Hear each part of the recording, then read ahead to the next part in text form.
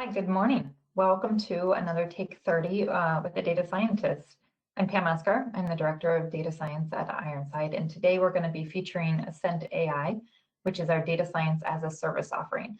It's a way to lower the cost of entry for AI and reduce some of the barriers that people face when trying to adopt AI for their organization. So I just want to point out we're doing this special series for the upcoming weeks. Today we're going to be featuring AscentAI, as I just mentioned, but next week we will be featuring AscentIQ. So that is if you're interested in transferring your reporting environments to the cloud, we have AscentIQ that can help you with that. And then the week after, AscentData for building data and analytics in the cloud. So feel free to join us during these series for these new products and this new brand that Ironside is introducing. So today I'm just going to go through some examples of AI in business, talk about some of those challenges and barriers that everybody's facing with AI adoption, give you that build versus buy approach, and just talk through what each of those would entail, and then talk through our data science as a service offering, AscentAI, and how that can lower some of those barriers for you. First of all, when I talk about AI in business, sometimes people have a tendency to think about what's out there in the news or what they interact with most, what they see. Things like Siri, smart homes, smart watches, for example, chatbots, image recognition, autonomous cars, all of that. And it sounds very exciting, AI, has that appeal, but it also sounds very long-term. It sounds like a huge effort to get there and also very difficult to relate to your business. So how would you integrate any of that into your business for value?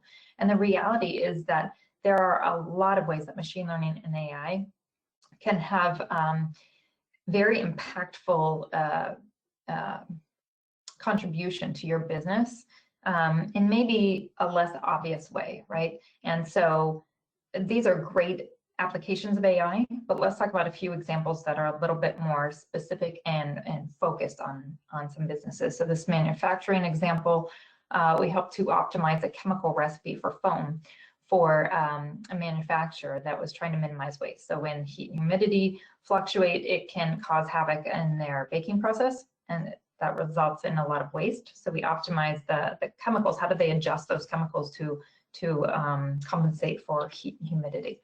Right. In insurance, auto routing claims from subrogation for subrogation investigations. So a lot of manual effort that goes into combing through a lot of claims, but machine learning can identify which ones are most appropriate for that and automatically route them.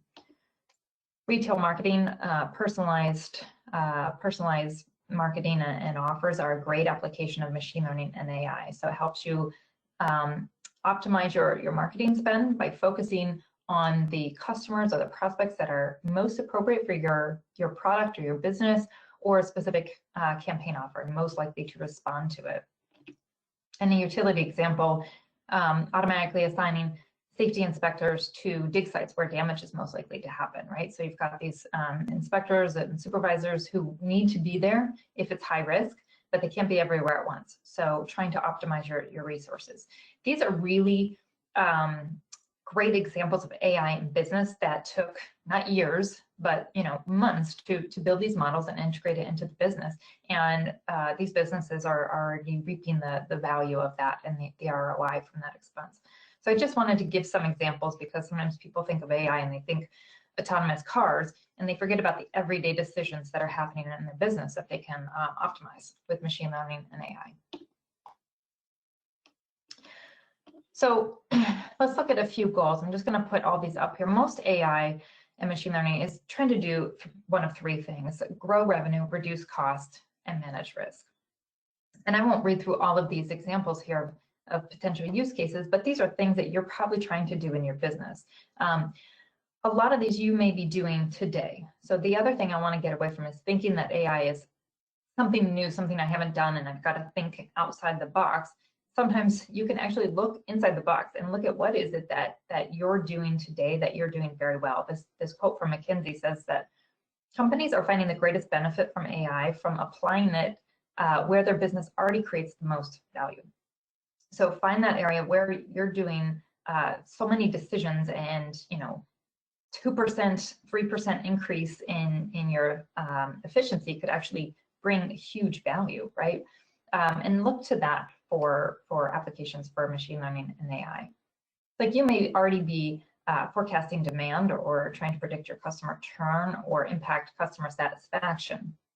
So, and you may be very effective at it. Machine learning and AI can come in and help you do that better. And by better, we mean it could be more accurate, it could be faster, it could be more efficient, right? So the example on the other page about insurance subrogation. So in that model, initially the insurance company had hundreds or more individuals combing through claims, trying to find those that would be most appropriate for subrogation investigation. They only found maybe 2% of them. They're not very accurate. Machine learning was able to find 4% of them. So 4% doesn't sound very accurate, doesn't sound that exciting, but that's double what they were finding before, and it could do it in seconds instead of having all that human effort, right? So it was a huge cost savings and a huge improvement in the revenue and what they could find for subrogation. So there's a ton of value out there. What's holding organizations back from that? Well, this is a survey conducted by O'Reilly that asked organizations, what are the barriers that you face to AI adoption? And I find it really interesting that the top 3 of these really are about people, either having a lack of skilled people or having the people that understand the value of AI and understand how to apply it in my business and understand what the value is. Because if you don't understand that, then you're not going to have company culture. And this number 1 barrier here, company culture does not recognize the need for AI. I think potentially that's kind of a symptom of everything else, right? Or even a cause of everything else. It's implicit, because if you don't understand the culture, you can't identify the right use cases. You can't make a business case to hire people and bring in the technology. But also, if you don't have those proven use cases and you don't see the value, the company's not, the culture is not going to be there to accept it and embrace it. And so we look on this list: company culture, identifying the right use cases, identifying the right people. Data scientists, they're a high salary resource. They're also hard to find. It's a big job market for data scientists right now, so that's not easy. Lack of data or data quality issues. I think people actually might overinflate this. We hear this a lot, that our data is about 2 years away from being ready for advanced analytics. And the reality is that you can go in and identify, once you identify the right use case, what's the data you need for that, and then drill into it. Very often we're able to do very powerful things with data that an organization thought wasn't ready or wasn't clean enough.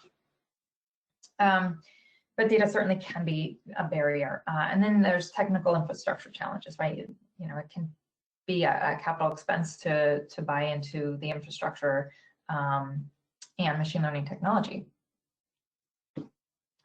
So I have a love-hate relationship with this quote. 80% of machine learning projects are never deployed, right? That sounds overwhelming, especially when you look at these barriers. And it feels like insurmountable to overcome all this. But the reality is that 80% of them are never deployed because of some of these challenges you see here. Sometimes because the signal and the data, the correlations just don't exist, what you hypothesized. And that's the thing with AI. It's not a promised outcome. It's not like a dashboard where you're going to have this thing at the end of it, or a new warehouse. It's not like other IT projects. It's hypothesis driven, and you have to test it, and that makes it risky. Makes it risky because you look at these barriers here that you have to overcome. You see all these statistics about how much of the time it fails. And you need to find a way to overcome this, because the reality is your competitors are going through these same challenges. They're overcoming them, and AI is just kind of taking the world by storm, and everybody's doing it. And every industry is finding applications for AI. So what Ironside wanted to do was find a way to take these barriers off this list for you and just make it easier to get you to business value. And so I want to talk through your 2 options really here if you want to begin to adopt AI in your organization. There's the build option, which kind of looks like this. It's a long-term process. You might not do every step on here, and you may not do it in this order, but essentially you do need to identify the use cases. You need to go through vendor evaluations for technology, right? What machine learning technology are you going to use? Do you need data wrangling technology? Just going through that process and POCs with different vendors takes time. Getting it installed and configured takes time. Hiring that data scientist, as I said, it's a high salary position. It's hard to find the right one. And honestly, a data science team is not just one data scientist. Often you're going to need data engineers to deploy things back into the business. You may need multiple data scientists. People will try to work with citizen data scientists, and that's great to level up, you know, an analyst who has some of those skills.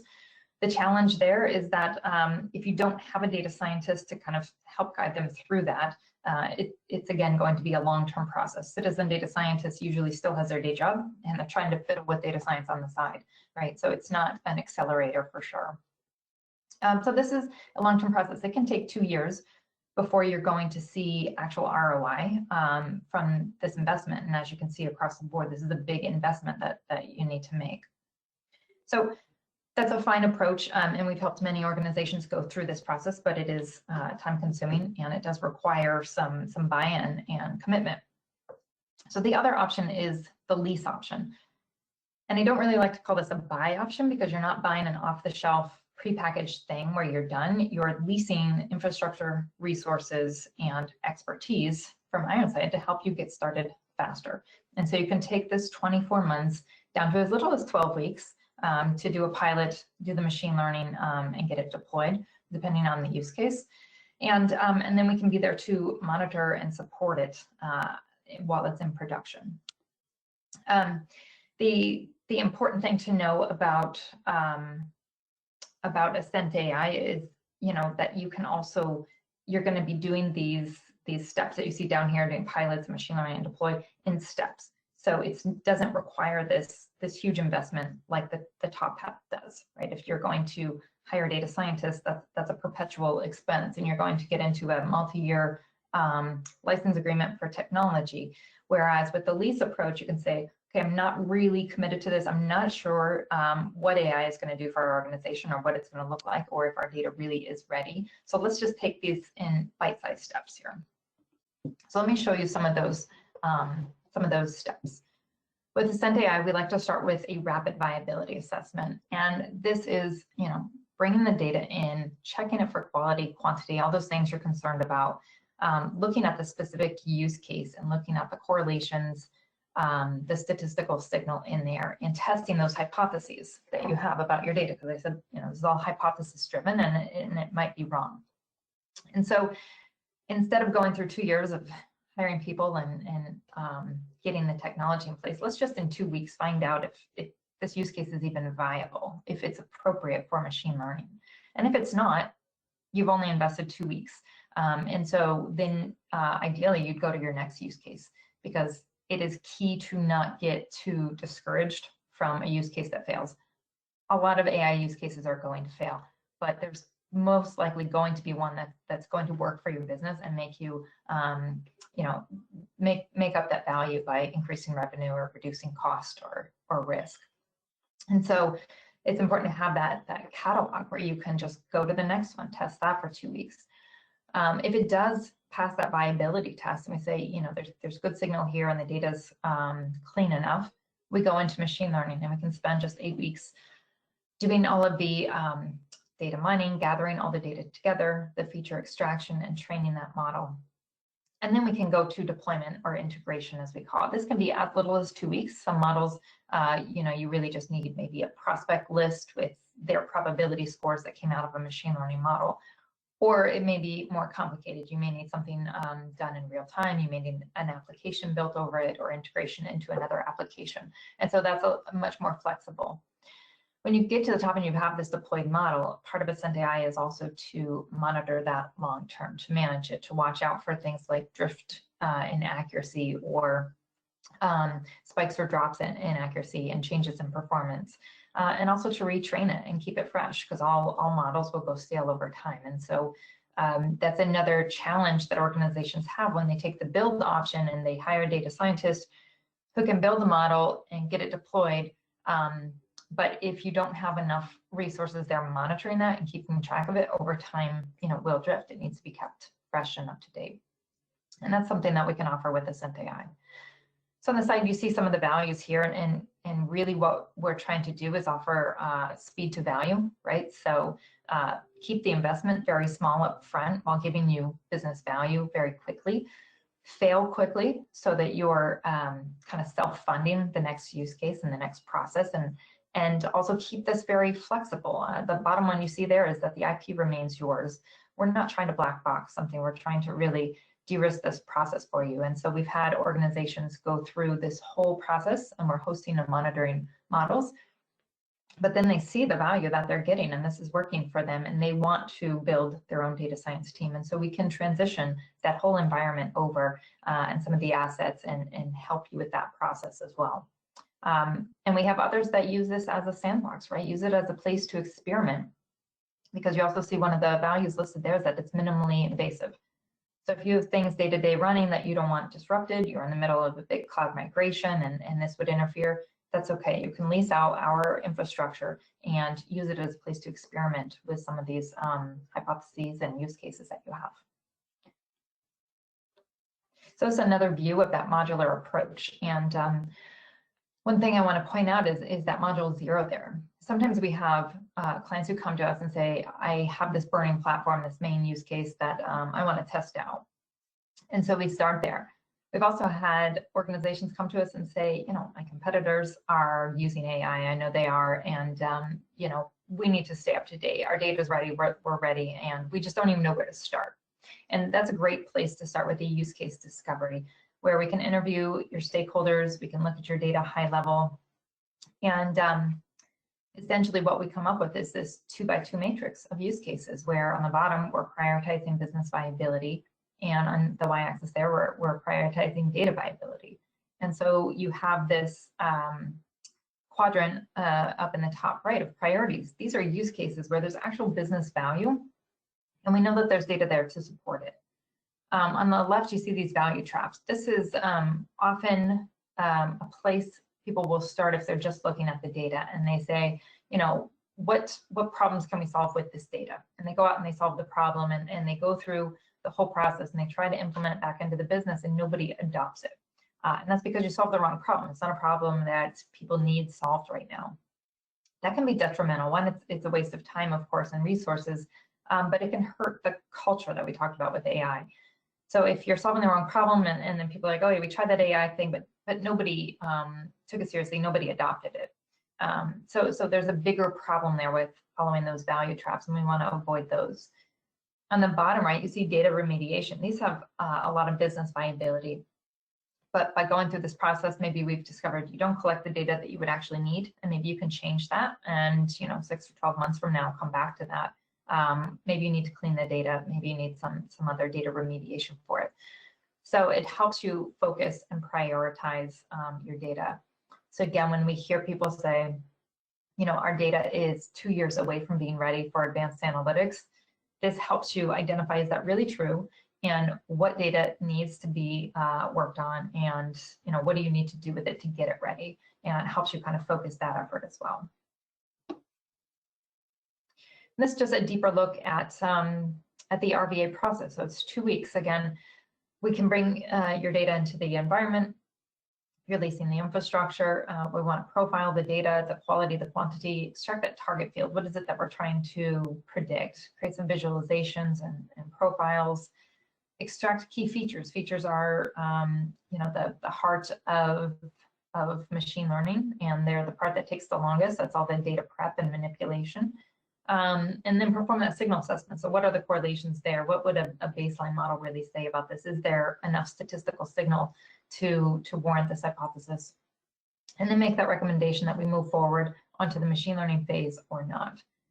So each of these modules that you go through, they're bite-sized. You can try this RVA. If it proves viable, consider moving on to the machine learning approach. And if not, consider doing another RVA with a different use case. But what you're not doing is, getting attached to long-term costs and investments before proving out the value for you and knowing that it's right for your organization.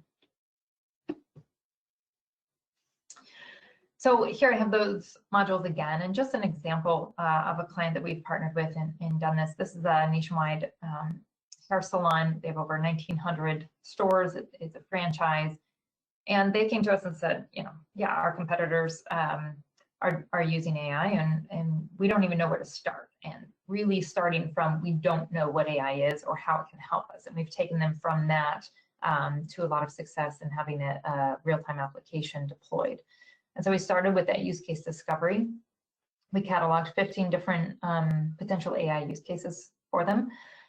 We've done 4 different RVAs, kind of going through that list. 3 of those have moved on to machine learning. 2 of those are deployed into a cloud-native real-time application. This application was built on top of the machine learning models. It did just 30,000 requests per minute.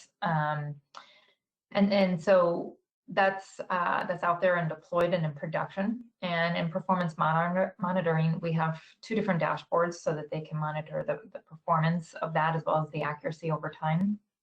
And we're going through the first retraining. So retraining the model, adding some new features to it and improving it, and got like a 30% lift in model accuracy with that next retraining. So it's getting more and more intelligent and more accurate over time. And so again, this is just an example of one of our clients who started with, I don't know what AI is, and all those barriers of adoption. Yeah, we're facing that, and we wouldn't know where to start, and taking them to actually being having the AI application deployed and benefiting from it. So to sum up, AI is a fast and affordable way to adopt AI.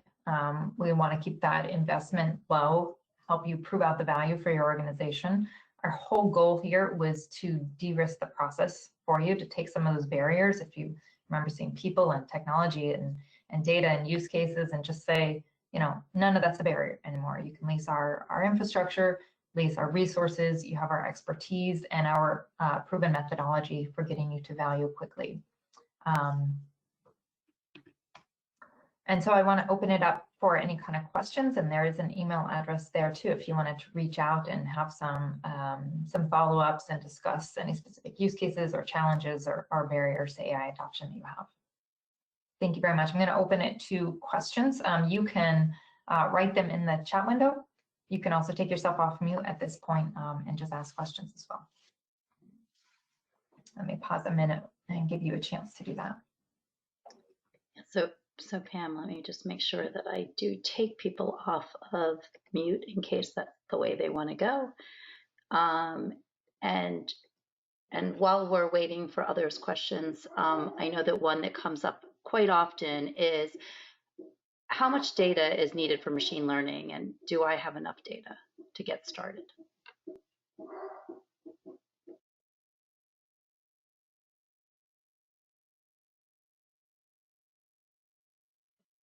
Pam, unfortunately, when I took everybody off mute, you have to take yourself off mute because it's an individual process now. Thanks. Yeah, thanks. So yeah, this question does come up a lot, and people think about big data, and we don't have big data, and I think about the number of observations. If you understand the underlying statistics of machine learning, you can actually be careful with what you're doing and pull a lot of power and a lot of insight out of small data and smaller numbers. So I will say that, for one, people often overestimate the amount of data that they would need. The other thing I would say is that once you have a sufficient number of observations, number of customers or transactions or whatever it is you're trying to look at, you want to look at the other dimension there, which is the number of features, attributes, the amount of information you're adding. If you're trying to predict if a customer is right for a campaign offer, what do you know about them, their past behaviors, their past offers that they've accepted? And so you sometimes hit a limit of what you know about them. You have in your database your transactions with your customers, and you don't know that much more about them. You know that history, but you may not know, what drives them towards your business, what drives them to make changes in their buying patterns. for example. And this is where third-party data enrichment comes in. And data enrichment means taking that third-party data, blending it into yours, and adding some value. You can get information about demographics, that person, the area that they live in. You can get information about property attributes in their home, which is very helpful for insurance. You can get social media information and understand people's affinities towards certain concepts. And so all this can help you have a better view, and can certainly boost your model. So when it comes to how much data do I need, it is so specific, and there's no number ever that we could just say, oh, you need X number of observations. But I will say the two things. People think they need more data than they really do. And if you really want to boost model performance, rarely do you need to add more observations. What you often need is to add more information and more attributes. I think that's a long-winded way to get to those 2 points at the end there. No, that was perfect. Thanks, Pam. You had mentioned that the way to get started is with the rapid viability assessment. Can you just share a little bit more about that process and the deliverables we'll get and the time frame? Yeah, so what we do is bring your data into our environment. It's secure, and we've had people, if you have PII, we can often strip that out. We don't really need that. But we bring data into the environment, and the first thing we want to do is profile it. We want to look at, is it complete? Do you have a lot of nulls? Do you have a lot of errors in the data? Just get a sense of data quality. And we want to turn back to you a report on that quality, that data summary report. Is it deliverable? And then we want to look at your target. What are you trying to predict? Are you trying to forecast demand? Are you trying to predict customer churn? So do you have churn in there? How do you define churn? How often does that happen? So we want to investigate that and create some visualizations about the distribution of what it is that you're trying to predict. It does happen where you want to predict something, but then once you get into defining it, you realize it's harder than you think, or maybe you don't collect it the way that you need to. So that's one kind of check that we want to look for.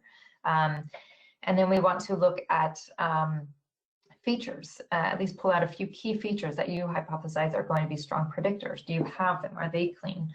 And are they correlated with that outcome? And at the end of this, what we want to do is kind of give you a score on a number of dimensions: the quality, the access to the data, the quantity, and the viability of the methodology that we would need to use for machine learning to say, this is kind of a go or no go, what we would recommend, either going back and cleaning some data or moving forward into machine learning. Great, thanks. And I don't see any other questions.